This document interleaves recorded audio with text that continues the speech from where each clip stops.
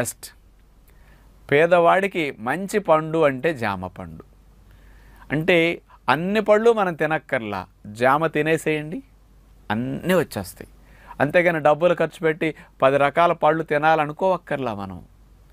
ఆ పండ్లల్లో ఉండే సూక్ష్మ పోషకాలన్నీ, విటమిన్స్ అన్నీ మనం వండకుండా ఉప్పేయకుండా తింటాం కాబట్టి వెళ్ళిపోతాయి. అందుకని జామ మంచిదంటానికి ఇన్ని కారణాలు ఉన్నాయి అన్నమాట. ఒక జామలో శక్తి ఎంత ఉంటుందో తెలుసండి?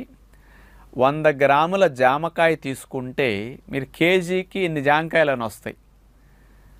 100 గ్రాములు తూకం వేయాలి ఎప్పుడు కూడా, లెక్క రావాలి అంటే. 100 గ్రాముల జామ 50 క్యాలరీలు శక్తి ఉంటుంది. కొన్ని జామకాయలు నాటు వెరైటీ, కొన్ని ఇంకొక రకం వెరైటీలని మారుతున్నాయి కదా, వాటిలో కొన్నిట్లో 45, కొన్నిట్లో 50. అందుకని యావరేజ్న బ్రాండ్లు మారినా కానీ 45-50 క్యాలరీలకి మించి హెచ్చు తగ్గులు ఏం లేవు. ఉన్న